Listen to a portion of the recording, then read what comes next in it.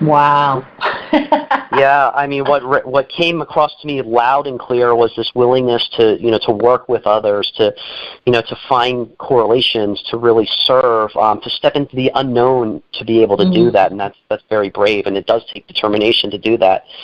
Absolutely, but yes, I mean, I hear partnership all the way, service all the way. Yeah, so beautiful, beautiful, cool. All right, so you feel ready to move up? Yes. Okay, so the next one is acceptance. I accept, and then finish the sentence, or I forgive. So this is kind of what I call a little bit of an octave change or a key change. So we're going to kick around acceptance and forgiveness. So I'm going to go first, and when I'm done, Marta, I'll ask you what what you feel and what you heard, and we'll do just what we did with willingness. Okay. I accept that I am responsible for managing my own emotions. I accept that this responsibility impacts the nature of my life experience. I accept responsibility for myself.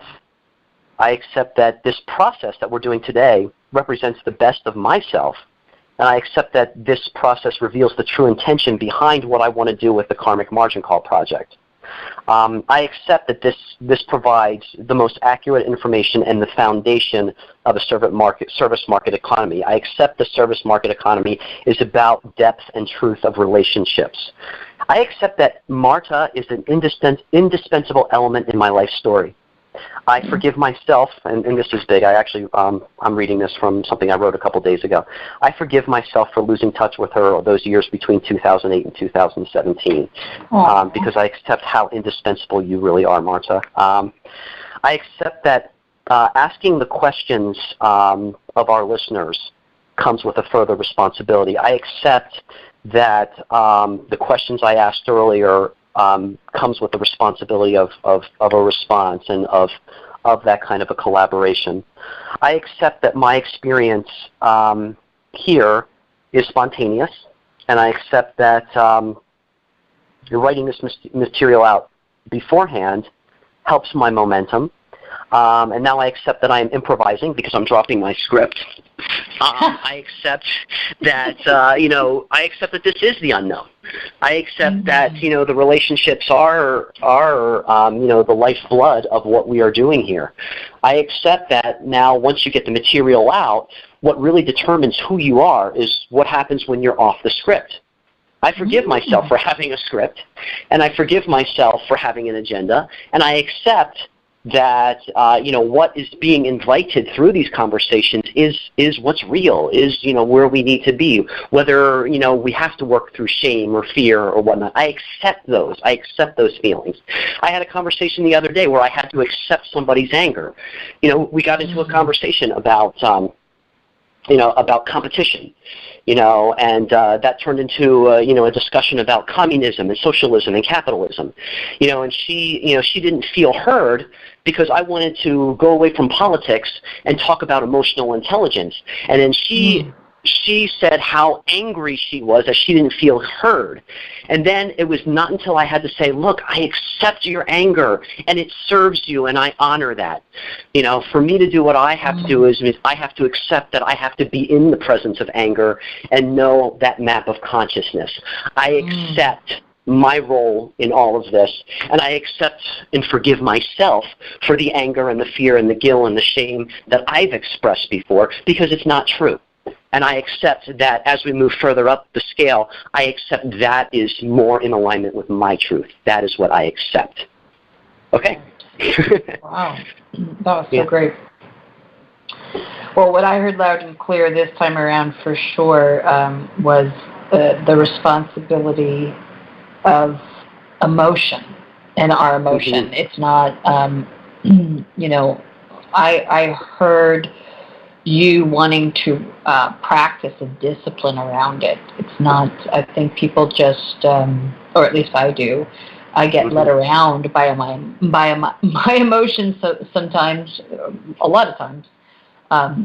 Not as much now as in the past, but it really was like, a raging wild river. Kind of thing. So that's what I heard loud and clear. And then with the service market, that there's truth in that. And I'm constantly seeking truth. So I hear, us moving towards a place where things will become more and more revealed, and truths will emerge to the forefront. So that's what I heard. Very good. Very nice.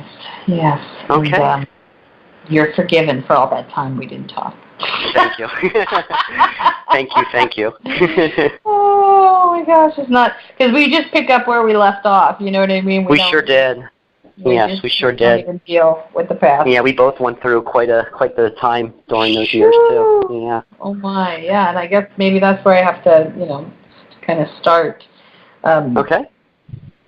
Which is, I accept that I'm human and I have emotions. Yes. I forgive myself for the many, many, many times in the past that, I wasn't responsible for my emotions, where my emotions have caused me to hurt people or I've been hurt. I accept, this is a big one, I accept all the stuff that I call issues, problems, situations that I've reacted to in a negative way, thinking that, my life was over. So I accept that all of those things that have happened to me are simply helping me to be a bigger, better person. And I forgive myself and others for, times that I haven't recognized that. Good one. Yeah. I accept that there's a large, vast amount of mystery to us, to who we are, the world, what's happening, the design of it. And I accept that there are so many people still completely clueless about, they're going through the mechanics of life, but clueless about, all the sort of invisible hidden forces, that kind of thing. So I accept that people are in different places at different times. I forgive people who say things callously from a lack of understanding or being motivated by fear of the unknown. So I accept, this is a big one for me, I accept all the deaths in my life. Yes. The love is still there for people, but I accept that that's what had to happen. And I forgive myself for whatever part I had in causing their death. It wasn't intentional. Okay. And I think you know what I mean. Absolutely. Yeah. And I accept that I am still here for a reason, even though it's sometimes very fuzzy. I accept that there's something that, a mission, a purpose that I'm fulfilling. I forgive myself for all the times I didn't want to accept that and just would rather live a life without responsibility or accountability. I accept where I am today. And I accept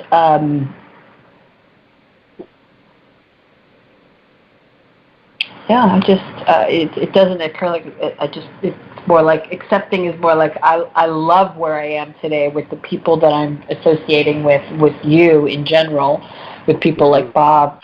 It's taken me a long time to get here, so I accept all the progress that I've made.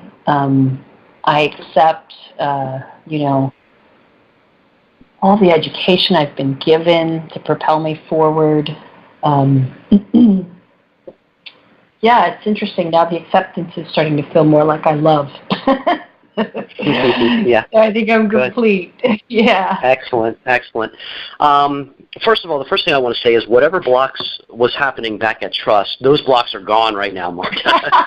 Oh my goodness. Yes. Oh my goodness. And I'll say this.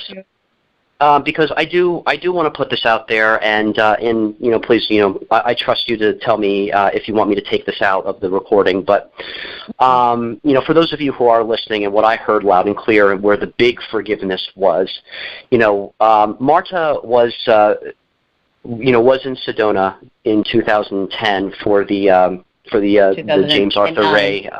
2009, sorry. The 2009 event in Sedona that was a James Arthur Ray event.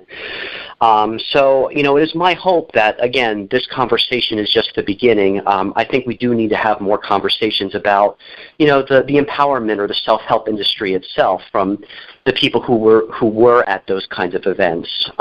So I do want to give a little bit of that background, and I just did, and I just kind of dropped that right there. So that's I've been on television talking about this, so it's fine. It's all public knowledge. It's all out there. Right. And I want it to all be out there, Yeah, so we want to invite more intelligent, emotionally intelligent conversations around, this kind of work, and create safe spaces, and create safe spaces where people can, be courageous and take whatever risks they feel they want to take. But, I think having those conversations like about what happened at Sedona is an important first step to know, what is true self-empowerment? What is risk? What is, what are we really dealing with here as far as, stepping into the mysteries of life and stepping into, what is truly getting over your fear, and what is truly getting over your preconceptions. It's like the question you asked, when we were on a conversation a couple months ago. Are you willing to give up what you know to be true in order to experience what is possible? Yeah, you had asked that a couple months ago, and that still sticks with me, and I'm asking myself that question all the time, Martha. Yeah. Cool. All right. Cool. Wow. Intense stuff. Let's move on. Do you feel like you can move on? Yes, absolutely. All right. Clarity is the next one. So on the map of consciousness, this is reason. I like starting every sentence with "I'm clear about," or "what is clear to me." So here we go. I'm going to read from my script first, and then I'll see what comes up for me naturally after kind of tuning into my energies after reading my script. But I am clear that every moment presents an opportunity for clarity like this. I am clear that even though the project addresses economic inequality, I am clear that it's more about emotional understanding to provide a space for this social equality to flourish. I am clear that life moves in the right direction when I am speaking and working with Marta Reese. I am clear that this recording is the next step in helping us establish this service market initiative. I am clear that this is a natural way. This is a natural, simple, organic way to begin what appears to be a very ambitious endeavor. I am clear of my own intentions. I am clear that I truly love people. I am clear that I know myself spiritually. I am clear that spirituality, emotional intelligence is my priority. I am clear that relationships are my priority. I am clear that listening is a priority. I am clear that asking deeper questions is a priority. I am clear of my priorities. I am clear of my purpose in this world. Okay, that's it. Wow. Yeah, what I heard loud and clear for sure is that you're clear that you're here to really delve into all the depth and breadth of spirituality, of listening, of asking questions, and all of that, the sum total of that for me, and I've experienced this around you, is so that the person that you're working with feels clear for once, but really is discovering their own power, because that's where I'm always left, when you work with me from all these different modalities, whether it's from astrology, numerology, emotional intelligence. I get that you are you have a firm grasp that that's your mission here. So that's what I heard. One thing else, I'm clear about equal partnerships. I'm clear. Yes. I'm clear about transcending hierarchies. I'm clear about, transcending slave-master relationships, and I'm clear about empowering others to start creating more effective partnerships through those relationships. So, that as you reflect back to me, that's what's also coming up in this moment, in this improvisation. Wow, that's so great. Sure. Great. All right, your turn. I am clear. All right, I am clear.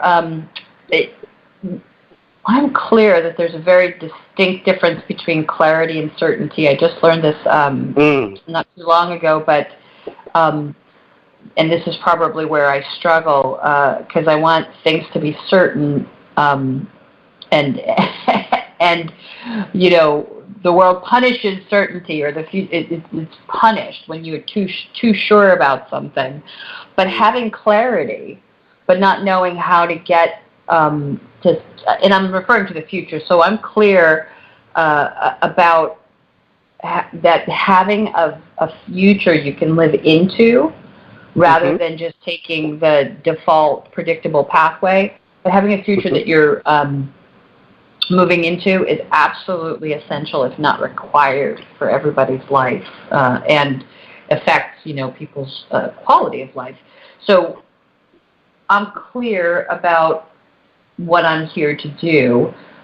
I'm, even though I'm not often, you know, I don't often know the ways to accomplish something, but I'm clear that I can find the resource, even if I'm not the one that performs a particular task. I'm clear about that I'm not here to gather, you know, toys and material things and you know, accumulate wealth. I'm clear that I'm here to do a very different kind of work, and it's you know, I'm clear that it might even involve something that I'm not even proficient at right now. You know, I'm clear that it might not even be invented yet, aspects of it, because it will continue to unfold as life unfolds and as society and humanity unfolds. And I'm clear that everything I've done up until now has prepared me for this kind of work, to be confident and okay in the middle of mystery and chaos, and learn how to wield something very wonderful and powerful for myself and others. We talked about experience earlier. I'm clear I'm here to create meaningful experiences for myself and for people. Yeah, everything you just said. Yeah, I'm sorry. Are you complete? Yes. Yes. Okay. Great. Okay. Yes. What comes across, you know, clear to me, everything that you said after that first statement, you know, being clear about the difference between clarity and certainty. That's what came across. I mean, everything that followed that, you know, was kind of like that intrinsic clarity, and how it differs from getting that external certainty. So that's what I'm hearing. So it's kind of like it's that inner journey, and having to go, you know, a lot of times having to go without validation from an accredited professional or whatnot. But that clarity that is, you know, personal power is what that clarity is, and that's what's coming through loud and clear to me. So, yeah. And it's that certainty that I could see was keeping me stuck with the trust issue, because again, certainty for me is all about the control, and in order for me to really experience those higher vibratory emotions, I have to let go of that control. Otherwise, I'm dead in the water. Oh, wow, absolutely. Absolutely, I understand that. Cool. All right, you ready to move on? Yes.